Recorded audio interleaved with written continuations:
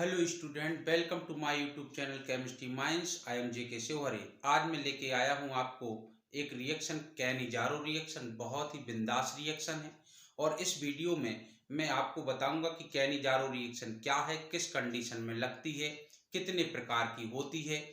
और next video इसके बाद जो बनाऊंगा उसमें मैं कैनिजारो के एक बेहतरीन क्वेश्चंस बनाऊंगा। इसमें केवल मैं प्रत्येक टाइप की कैनिजारो रिएक्शन की कुछ एक एक अच्छे से उदाहरण लेकर के आया हूं।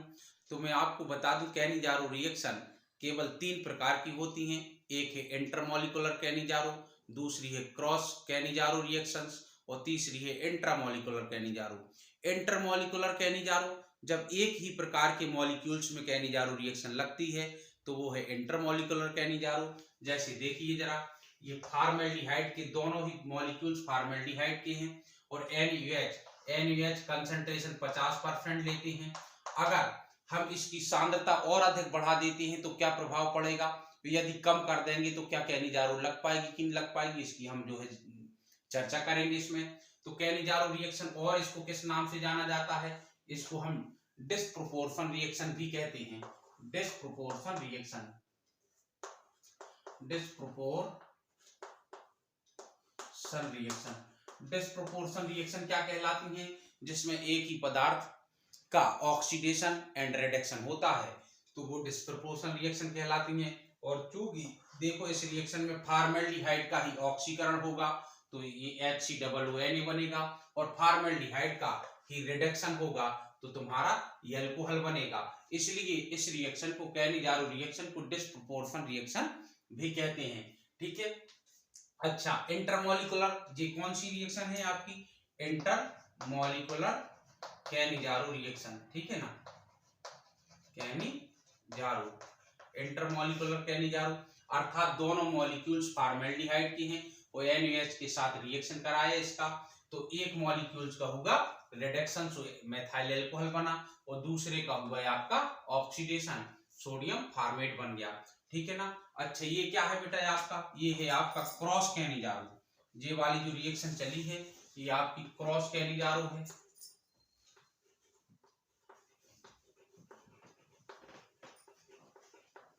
क्रॉस कैनिजारो की क्या कंडीशन है, क्रॉस कैनिजारो में दोनों मॉलिक्यूल्स डिफरेंट टाइप के होना चाहिए। तो देखो, एक फॉर्मेल्डिहाइड है, ये बेंजल्डिहाइड है, तो बेंजल्डिहाइड का होगा रिडक्शन। मैं इस वीडियो में ये भी बताऊंगा कि किस मॉलिक्यूल्स का रिडक्शन होगा और किसका ऑक्सीडेशन होगा, ये सब बातें मैं मैकेनिज्म में चर्चा करूंगा। ठीक है ना। तो बेंजल्डिहाइड का होगा रिडक्शन, तो बेंजल अल्कोहल बना, और इसका फॉर्मेल्डिहाइड का होगा ऑक्सीडेशन, ये चीज बन गई। ये क्रॉस कैनिजारो का उदाहरण है। अच्छा, ये क्या है, ये है आपकी बेटा, ये वाली रिएक्शन है आपकी इंट्रामॉलिक्यूलर कैनिजारो। इंट्रामॉलिक्यूलर कैनिजारो का क्या अर्थ है, जब एक ही मॉलिक्यूल्स में दो एल्डिहाइड ग्रुप पाए जाते हों और एक एल्डिहाइड ग्रुप का ऑक्सीडेशन हो जाए, दूसरे का रिडक्शन हो जाए, तो ये क्या कहलाएगी, इंट्रामॉलिक्यूलर कैनिजारो। तो देखो, एक मॉलिक्यूल्स का होगा रिडक्शन और इधर तुम्हारा दूसरे ग्रुप का क्या होगा, ऑक्सीडेशन, तो ये क्या हुई तुम्हारी इंट्रामॉलिक्यूलर कैनिजारो रिएक्शन। इसका एक बेहतरीन उदाहरण ये भी है, अगर ऐसी रिएक्शन होती तो क्या बनता, तो इसका मैं आपको बता देता हूं क्या बनेगा। इसमें देखिए, एक मॉलिक्यूल्स का रिडक्शन होगा, एक का ऑक्सीडेशन होगा। रिडक्शन किसका होगा, जिस पर इलेक्ट्रॉन डेंसिटी ज्यादा होगी। इलेक्ट्रॉन डेंसिटी किस पर ज्यादा होगी, जिस पर M effect plus M effect काम कर रहे होंगे। तो ये देखो, ऑर्थो, मेटा, पैरा, पैरा पर इस O का क्या प्लस M इफेक्ट कार्य कर रहा होगा, तो इधर जो है इलेक्ट्रॉन रिच ज्यादा होंगे। तो जिस जहां इलेक्ट्रॉन रिच होगा वही होगा आपका रिडक्शन, तो इस ग्रुप का होगा रिडक्शन।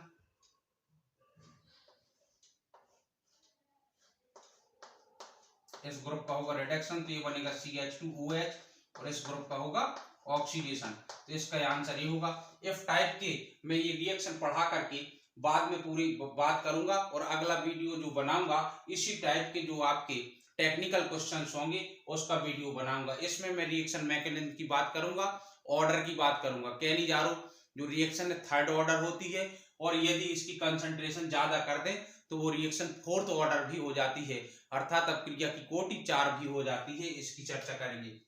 अच्छा, अब इसमें देखें जरा, इसमें आप देखिए ये इसके लिए ऑर्थो कहलाया, और इस ग्रुप के लिए, सॉरी, हाँ ये इस ग्रुप के लिए ऑर्थो है, ये क्या है, मेटा है।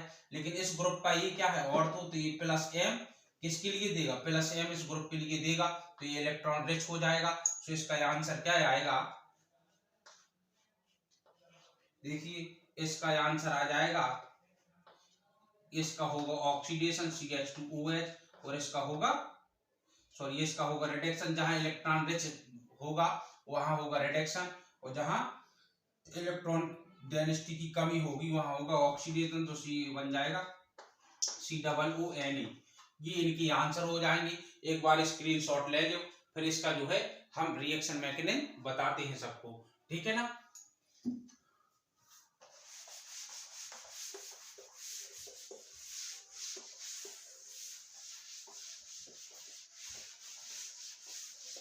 देखिए सबसे पहले है कंडीशन और रिक्वायरमेंट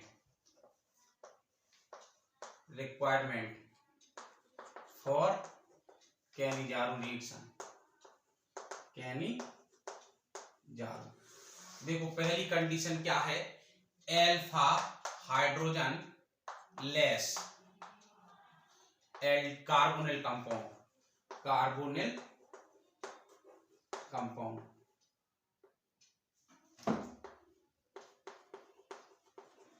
कंपाउंड के दो मॉलिक्यूल्स। दूसरी रिक्वायरमेंट क्या है, कंसंट्रेट या 50% वाला NaOH या KOH। तीसरी ऑर्डर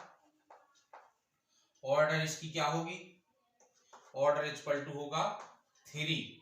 यदि कंसंट्रेशन और ज्यादा हुई तो ऑर्डर हो जाएगा इसका 4। कैनिजारो रिएक्शन कितने ऑर्डर रिएक्शन है, थर्ड ऑर्डर रिएक्शन है। यदि हम कंसंट्रेशन और ज्यादा बढ़ा दें, अति सांद्र कर दें, तो हमारी ऑर्डर हो जाती 4। ये रिएक्शन मैकेनिज्म में मैं थोड़ा जिक्र आपको करूंगा, ठीक है ना।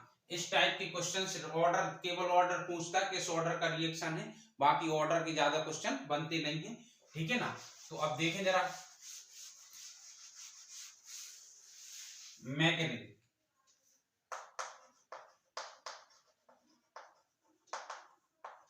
देखो मैं इंटरमोलिकुलर रिएक्शन मैकेनिज्म बताता हूं। जैसे ये तुम्हारा 2HCHO और ये रहा NaOH कंसंट्रेशन या 50% वाला, तो ये बनेगा CH3OH प्लस HCOONA। ऐसा कैसे होगा, देखिए इंटरमोलिकुलर रिएक्शन है, इसकी मैकेनिज्म जिस प्रकार से चलेगी उसी प्रकार से सभी रिएक्शन मैकेनिज्म चलेगी, चाहे वो इंट्रा हो और चाहे वो क्रॉस कैनिजारो हो, ठीक है ना। तो दिखाते हैं फर्स्ट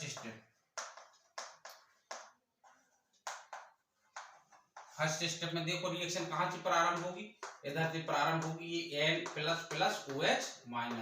तो ये क्या है, न्यूक्लियोफाइल भी बन सकता है और ये बेस भी बन सकता है, ठीक है ना। अब देखिए HC⋅O सिंगल बॉन्ड H, कहीं इसके पास अल्फा हाइड्रोजन है क्या, नहीं है। तो अगर अल्फा हाइड्रोजन नहीं है तो अम्लीय हाइड्रोजन नहीं है, और अम्लीय हाइड्रोजन नहीं है तो ये बेस की तरह कार्य नहीं करेगा, बल्कि न्यूक्लियोफाइल की तरह कार्य करेगा। और ये क्या करेगा, इधर अटैक करेगा एज न्यूक्लियोफाइल की तरह, ऐसे अटैक करेगा। तो ये शेयर्ड इलेक्ट्रॉन ऐसे जाएगा, तो ये एक रिवर्सिबल प्रोसेस हो जाएगा। ये क्यों रिवर्सिबल प्रोसेस हो जाएगा, क्योंकि रिएक्शन बैक में आने की संभावना है। तो H single bond C single bond O minus single bond H single bond OH। अब ये बैक बॉन्डिंग ऐसी बनाएगा, तो अब जैसी बैक बॉन्ड बनाएगा तो ये चूंकि OH हालांकि बहुत अच्छा लीविंग ग्रुप नहीं है, लेकिन ये निकल सकता है। अब H थोड़ी ना निकलेगा, क्योंकि H की तो लीविंग पावर इससे भी कमजोर है। अगर ये निकल सकता है तो रिएक्शन बैक में आ जाएगी। तो ये क्या है, एक इंटरमीडिएट कंपाउंड बनेगा। लेकिन उसी समय देखिए, अब आपने अगर इसका 1 मोल ले लिया तो 6.022 × 10⁻23 यानी करोड़ों मॉलिक्यूल्स हैं।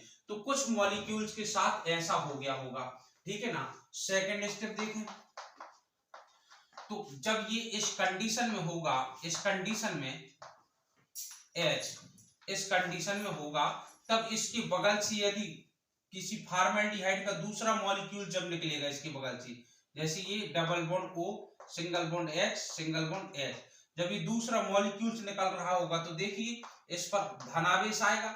तो जैसे ये बैक बॉन्ड बनाएगा तो उस कंडीशन में ये बॉन्ड टूट करके जो है इस पर आ जाएगा, यानी कि हाइड्राइड शिफ्ट। कौन सी शिफ्ट होगी इधर, H माइनस टाइप की। तो ये जाकर के क्या बन जाएगा, ये स्टेप फॉरवर्ड होगा, लेकिन ये बहुत बहुत स्लोली होगा। तो यही RDS स्टेप होगा तुम्हारा, RDS स्टेप। तो इस स्थिति में देखिए क्या बनेगा, H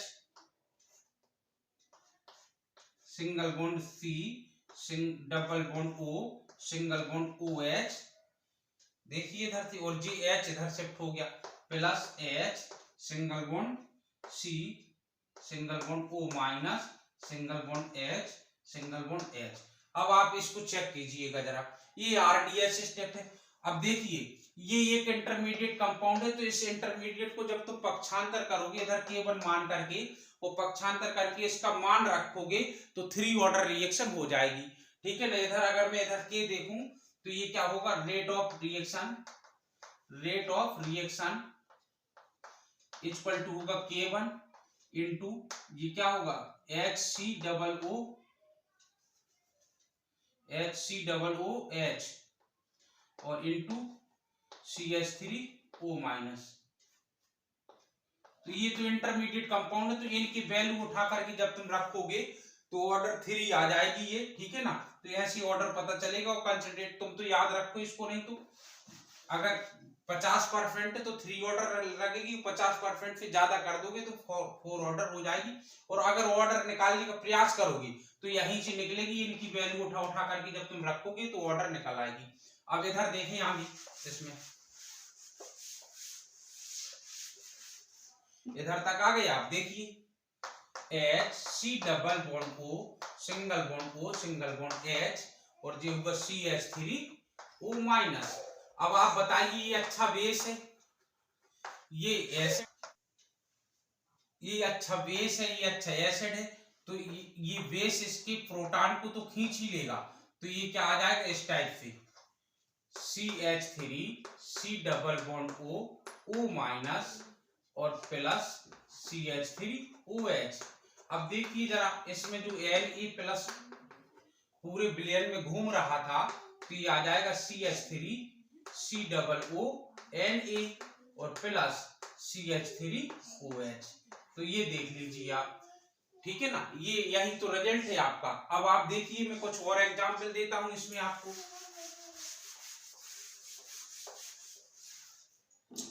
देखिए CH3 single bond C single bond CH3 single bond CH3 single bond CHO, ये NaOH से हमने रिएक्शन करा दी 50% वाले से। अब देखिए ये तुम्हारा क्या हो गया, ये फंक्शनल ग्रुप है, ये अल्फा है। अगर इसके पास एक भी H होता, अल्फा हाइड्रोजन होता, तो फिर वो कैनिजारो क्रिया नहीं देता और वो अल्फा H अम्लीय हाइड्रोजन के रूप में निकालता, यहाँ एनाइन बनवाता और एल्डोल रिएक्शन की ओर गतिमान हो जाता। तो चूंकि इधर एक भी अल्फा नहीं है, तो बस अब आप इसका आंसर कैसे देखेंगे, इस ग्रुप पे जाइए जिसका एक बार रिडक्शन कर दो, एक बार ऑक्सीडेशन कर दो। तो देखिए ये रहा तुम्हारा CH3 single bond CH3 single bond CH3। इस ग्रुप में देखिए एक बार हम रिडक्शन करेंगे तो ये ग्रुप एक बार क्या बदलेगा, CH2OH प्लस एक बार इसका ऑक्सीडेशन कर दीजिए, CH3 C double O Na। ये हमारा आंसर हो गया। देखो इस ग्रुप में बदलाव करना है इंटरमोलिकुलर रिएक्शन में। तो आई होप इंटरमोलिकुलर रिएक्शन को सबसे पहले क्या समझना है, क्या वो कैनिजारो रिएक्शन देगा कि नहीं देगा। तो सबसे पहले अल्फा हाइड्रोजन देखो, अगर उसके पास एक भी अल्फा हाइड्रोजन नहीं है तो वो कैनिजारो रिएक्शन देगा, और कैनिजारो रिएक्शन देगा तो एक बार CHO ग्रुप CH2OH में बदल जाएगा और दूसरे मॉलिक्यूल्स में COONA में बदल जाएगा। इधर दो का गुणा कर देंगे, सो आंसर आ जाएगा। ठीक है, नेक्स्ट एग्जांपल देखिए आप। Next example C6H5CHO। अब बताइए कैनिजारो देगा कि नहीं देगा? बिल्कुल देगा। NaOH की जैसी 50% की रिएक्शन कराएंगे आप तो ये एक बार ये ग्रुप किस में बदलेगा? एल्कोहल में CH2OH और प्लस एक बार बदल जाएगा C6COO में। ये आंसर आने लगे हमारे, ठीक है ना। कोई भी रिएक्शन हो, जैसे हमारा ये है C6H5 single bond phi single bond C6H5 single bond CH3 इस टाइप का है और ये CH2, तो बताइए क्या क्या बन जाएगा? NaOH। तो देखो ये इसमें अल्फा हाइड्रोजन नहीं है तो एक बार इस ग्रुप को हम किस में बदल देंगे? एल्कोहल में, और दूसरी बार COONA में। तो ये C6H5 का हम लिख सकते हैं होल ट्वाइस, और ये CH3 और ये CH2OH प्लस C6H5 का होल ट्वाइस CH3 COONA। तो ये हमारे आंसर मिलने लगेंगे। एक उदाहरण में क्रॉस कैनिजारो का दिखाता हूं आपको, ठीक है ना। अब देखिए C6H5 single bond C=O single bond H plus HC=O single bond H, और इसमें होना है क्या? Cross Cannizzaro. तो आप देखिएगा जिस पर OH पहले अटैक करेगा उसी का होगा क्या? उसका होगा ऑक्सीडेशन, और जिस पर देर से अटैक करेगा उसका होगा रिडक्शन। तो आप बताइए किस पर अटैक करेगा? देखो ये ऐसे कीजिए, ये प्लस कार्बन, ये plus carbon,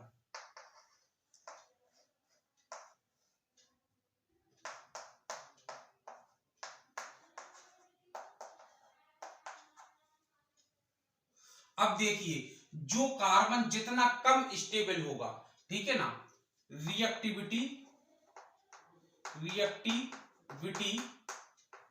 of C=O group is directly proportional to the 1/, stability of C+। देखो कार्बोनिल ग्रुप के इस कार्बन पर तुम तो पॉजिटिव चार्ज बना लिया करो, जिसका जितना अनस्टेबल चार्ज होगा ये, यानी ये कार्ब कैटायन जितना अनस्टेबल बनेगा उसकी रिएक्टिविटी उतनी ही ज्यादा होगी। तो देखिए इसके कार्ब कैटायन को रेजोनेंस मिलने लगा है, तो ये स्टेबल हो गया कंपैरेटिव देन दिस, ये स्टेबल हो गया तो इसकी रिएक्टिविटी घट गई, इसकी रिएक्टिविटी बहुत ज्यादा है तो सबसे पहले इधर अटैक होगा, और जिस कार्ब कैटायन की रिएक्टिविटी ज्यादा है तुम उसका ऑक्सीडेशन करा दिया करो, बस ये ध्यान रखना है तुम्हें, HCOONA। और जिसकी रिएक्टिविटी कम है उसका क्या कराओगे? Reduction, C6H5 CH2OH। ये आपकी आंसर हो गई, क्रॉस प्रोडक्ट हो गए, ठीक है ना। ये समझ में आया आपको? और अगर कहीं भी तुम्हारा फॉर्मेल्डिहाइड आ जाता है तो फॉर्मेल्डिहाइड का ही तुम क्या कराओगे? ऑक्सीडेशन। क्यों? क्योंकि फॉर्मेल्डिहाइड से ज्यादा क्रियाशील कोई कार्बोनिल कंपाउंड होता ही नहीं है, ठीक है ना। तो आई होप क्लियर हो गया होगा ये, ओके। अब अगर देखो कहीं भी इस टाइप की रिएक्शन चलेगी तो क्रॉस कैनिजारो रिएक्शन आप कर सकते हो, जैसे ये CH3 का होल थ्राइड सिंगल बॉन्ड CH3 का होल थ्राइड CCHO और प्लस HCHO। अगर ये रिएक्शन हम कराएंगे तो देखिए क्या बनेगा इसमें आंसर। तो देखो ये इसकी क्रियाशीलता ज्यादा है तो इसका बना दो HCOONA और प्लस इसका क्या बना देंगे हम? एल्कोहल। तो ये बनेगा CH3 का होल थ्राइड CH2OH। समझ में आ गया? अगर इसको मैं बेंजल्डिहाइड के साथ लेता तो फिर इसका होता ऑक्सीकरण और बेंजल्डिहाइड का होता रिडक्शन, ठीक है ना। अब देखिए आप ये कौन सी रिएक्शन है बेटा? ये जो मैंने बताई थी ये है आपकी क्रॉस कैनिजारो, ठीक है ना। अच्छा अब है इंटरमोलिकुलर इंट्रामोलिकुलर कैनिजारो।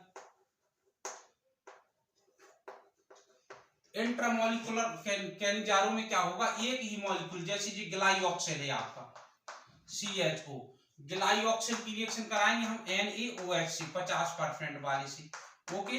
तो ये क्या बन जाएगा बेटा, सी डब, एक बार हो जाएगा इसका। अब सेम कंडीशन है तो एक का रिडक्शन कर दो तो CH2OH और एक का ऑक्सीडेशन कर दो, तो ये आंसर आ गया। ओके, अच्छा अब ये कुछ दो टेक्निकल मैंने क्वेश्चन दिए थे इंट्रामोलिकुलर कैनिजारो की, देखिए जैसे ये क्वेश्चन दिया था मैंने,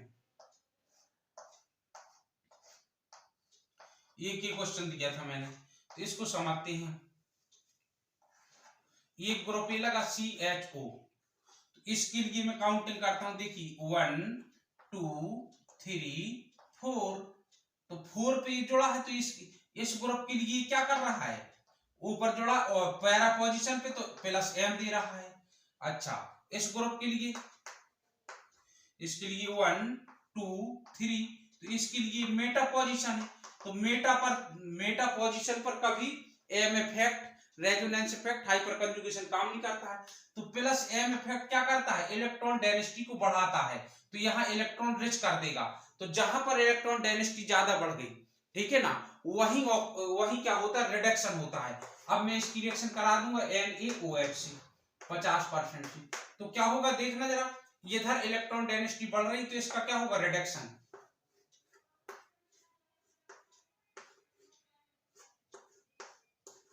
तो ये बनेगा CH2OH और ये बनेगा COONA, ठीक है। तो ये आपका इसका आंसर हो गया।